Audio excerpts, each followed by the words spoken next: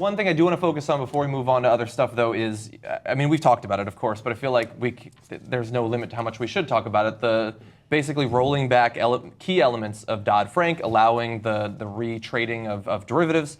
And it's so shocking that despite the fact that it seems fairly obvious to us that it was one of the principal causes of the Great Recession, that it took so much political posturing and battling to get some regulation onto it, to allow it to be deregulated in this way with no debate, no ability to tie it specifically to a party or to politicians, just slipping it into a spending bill, not exacting any cost whatsoever, not even debating whether or not this is a good thing for the economy going forward.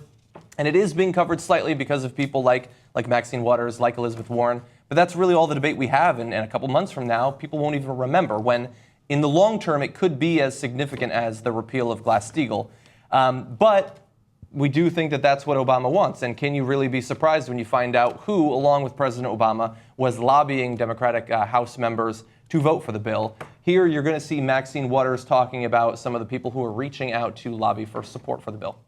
20 of us got together, divided up the list of all of the Democrats in our caucus. We went to work and we started calling them, and some of them had already been contacted by either Jamie Dimon or by the President of the United States, telling them to vote for the bill. You said that you were surprised to have the President and Jamie Dimon making calls into the caucus. What argument were they making in favor of the bill? With Jamie Dimon, he simply had his own description of what they were doing, and basically encouraging members to vote without, telling them all of the details of what could happen with risky derivatives trading. Jamie Dimon lobbying for it. Should we trust a bill that Jamie Dimon thinks is so important that he's personally putting his time into making phone calls about it? But it's not just Jamie Dimon, and it's not just calling in congressmen. Mm-hmm. Wes has the killer stat on this. Of 80 lines regarding this in the budget, 70 of them were actually written by Citigroup itself. So they're lobbyists, and Mother Jones did a great story on this. They have both versions of the bill. Citigroup lobbyists wrote a version of the bill, and the Congress just took that, changed 10 out of the 80 lines, kept 70 lines same, put it in the bill. The bankers wrote the bill. And a lot of of course, House members didn't even read the bill. It's 1,600 pages long, and this was on page 1599 of 1603, right? Mm-hmm. And the Republicans said, "Okay, we have a deal. Everybody vote on it." I thought they didn't like that.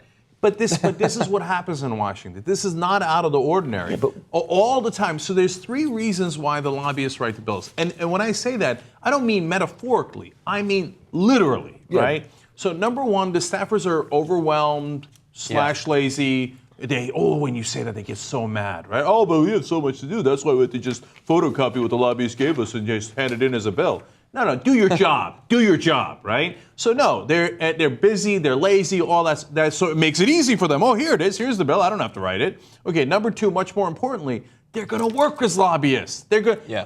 At this point, I just came back from Washington. I talked to at least half a dozen people, and they all said the same thing.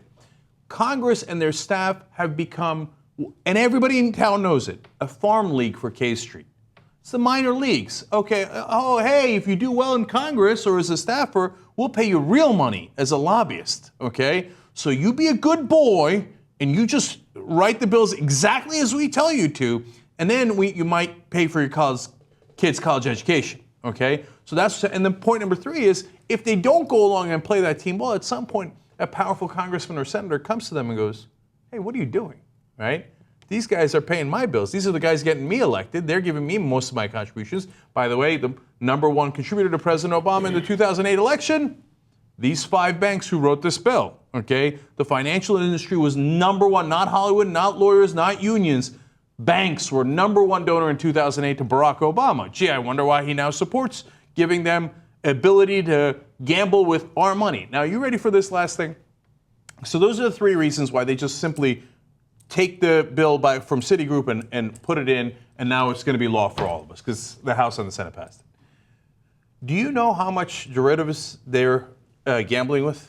The value of the derivative market is $700 trillion. Not million, not billion, $700 trillion. Okay, see, that's why the economy collapsed in 2008.